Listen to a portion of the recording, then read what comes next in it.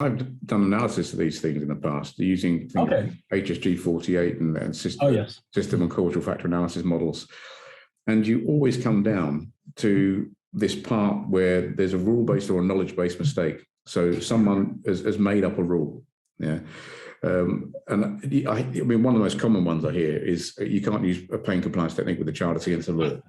Right. Okay, right. Well, I'm not even going to go explain that today because I've done enough of that.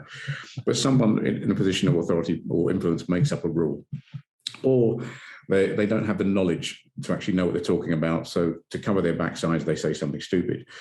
But then you've got staff that can't make the rule work. Yeah. So what you then get in this model is a violation. And the simplest way to explain this is you get retailers. I've done a lot of work with retailers, and they'll say, "Don't chase the thief outside the store." Yeah. But the expectation by the management is you got to make sure that there's less stock loss.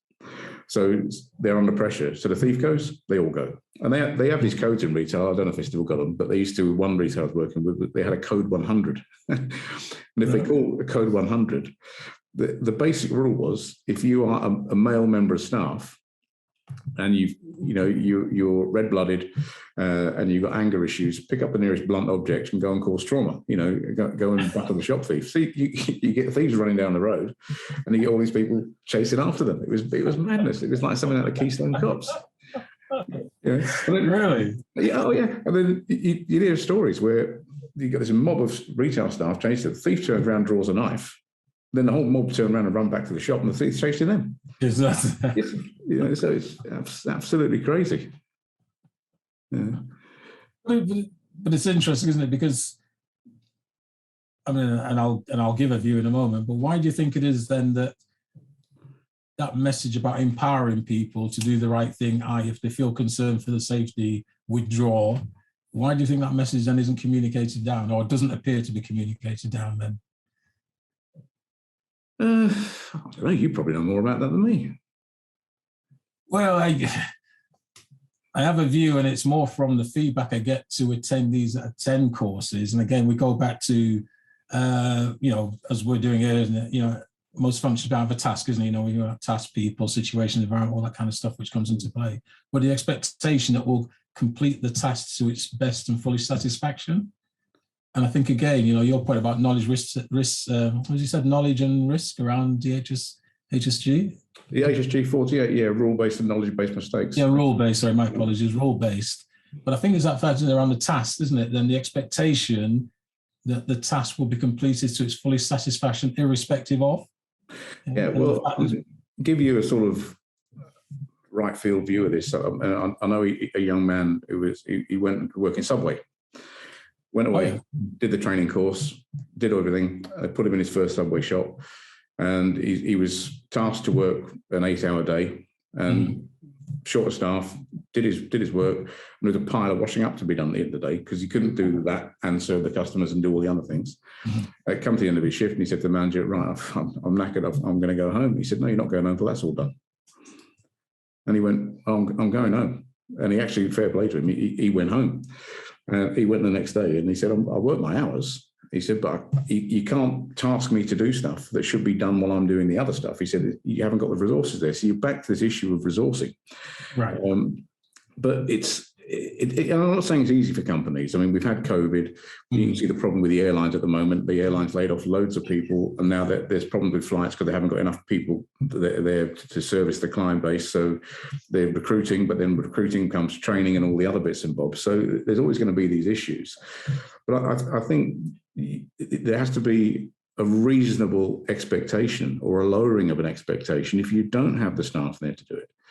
I mean, how many times have you been called to go and do a visit and help someone do a review or do an audit? And a prime example is they've got a service user in their home who's exhibiting high levels of violence, and everyone, the other service users in the home, they manage fine, but they've now got this new service user came in exhibiting high levels of violence. So all the resources are focused on that service user, and staff haven't got the training to actually deal with that service user. And the first question you ask is that person in the right environment? Because obviously, you know, that's the one person that's drawing all your resources now. And the answer, the stock answer I get time and time again, which I know you get, is, well, it's been forced upon us by management because they need to fill a bed. You know, so again, you know, it's a difficult one. But what price of life?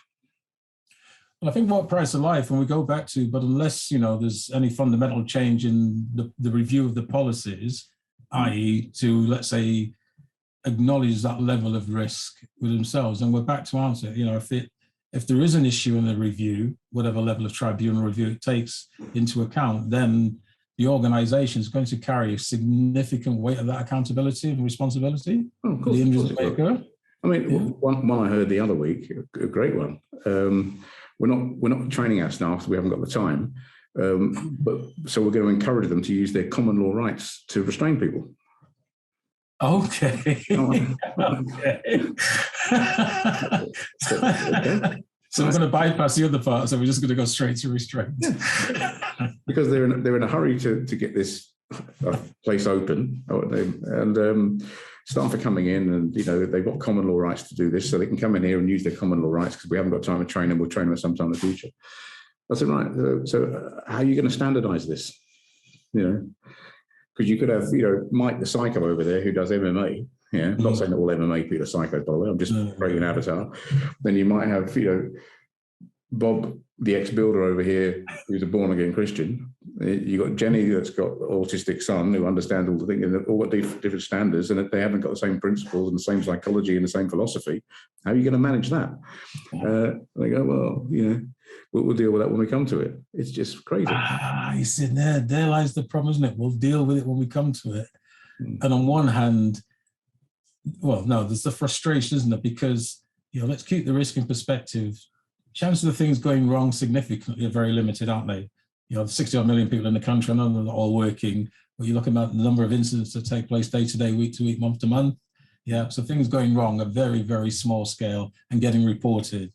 But the point is that, though, isn't it? People can hide behind, we'll deal with that when it arises, knowing full well it's highly unlikely to arise. That's the issue. That's the challenge we face. Well, it is, but you go back to health and safety. If you have to assess for risk, you only have to assess for what's foreseeable. Yeah. Mm-hmm. Yeah. You know, so if you're doing your risk assessment and you say, right, this is foreseeable, that's what you have to work to. You put control measures in for those foreseeabilities. If that risk, that foreseeable risk changes, then you review the risk assessment. It's a living document.